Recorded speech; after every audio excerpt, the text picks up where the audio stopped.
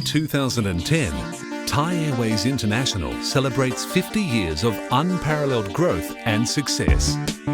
For 50 years, passengers have been welcomed by the traditional Y greeting as they experience a true touch of Thailand on every flight. And for 50 years, travellers have tasted the charms and splendours of the Kingdom of Thailand, its beauty, its excitement and wonder. Today, Thai's fleet of 85 jetliners carry almost 20 million passengers and 500,000 tonnes of cargo annually to over 70 destinations across 5 continents. But on the 1st of May 1960, Thai Airways International was happy to see just one plane in the sky, a Douglas DC-6B aircraft taking its full complement of 60 passengers on its maiden flight to Hong Kong.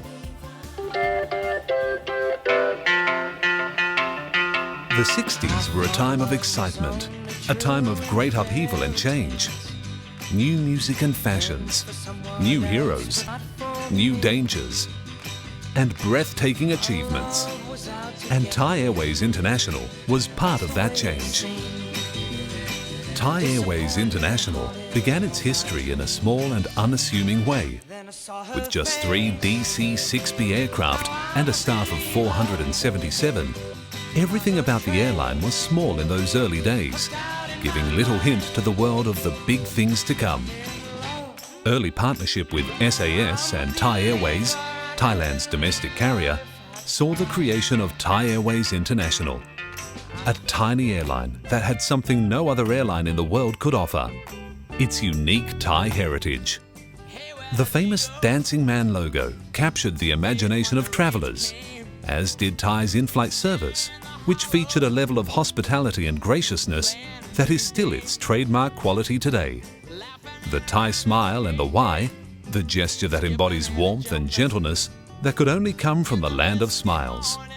Every passenger aboard a Thai flight experienced a little bit of Thailand. This superlative service quickly became world-renowned, setting a new standard for all other Asian airlines. By 1962, Thai began upgrading its fleet with the purchase of a 99-seat Convair 990 Coronado jet, the fastest civil airliner of the time. As you can see, this acquisition was an event of national importance. After the Coronado jet, Thai purchased a fleet of 5 Caravelle SE210s in 1966, thus enjoying the distinction of being the first all-jet airline in Asia. Its Royal Orchid holidays blossomed into the largest airline package tour program in Asia. Its first custom-built flight kitchen and flight cargo handling centre only added to Thai's growing prestige in the region. In 1968, Thai pioneered jet services to Bali and Kathmandu, successfully opening the Himalayas as a new global tourist destination. And then in 1971, Thai launched its first intercontinental route to Sydney, Australia.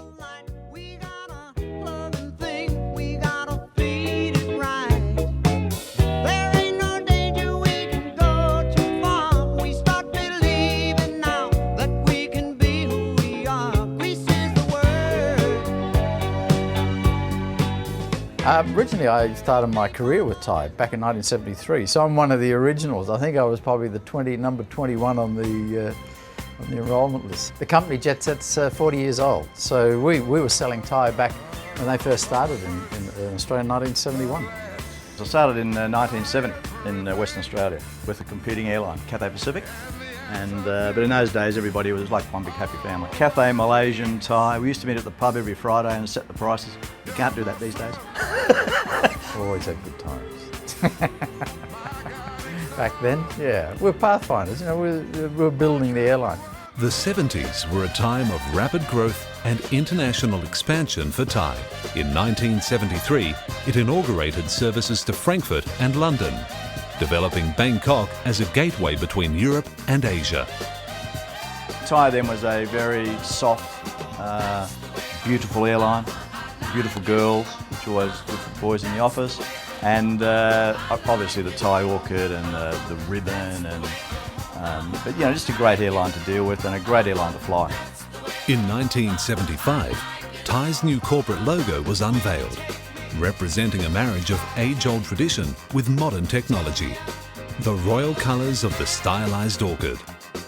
In 1978, Thai upgraded its fleet with its first wide-bodied aircraft, the 223-seat Airbus A300B4s. And then in 1979, it offered non-stop flights to Europe thanks to its Boeing 747 jumbo jets. Before the 70s was over, Thai International merged with Thai Airways to become entirely Thai-owned. But before we leave behind the early days, we have to ask, what did the average travel industry expert do for fun in the 60s and 70s?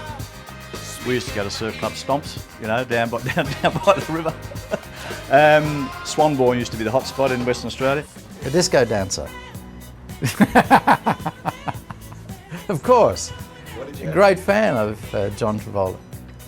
But I think my first memory was a concert in Perth was Roy Orbison, and the support act was the Rolling Stones. So the Stones are still my favourite band. So. Those were the early days of Thai, when it grew from a small local carrier to become a truly international airline. It was now ready to take its rightful place as a premium Asian destination and a first-choice carrier to destinations around the world.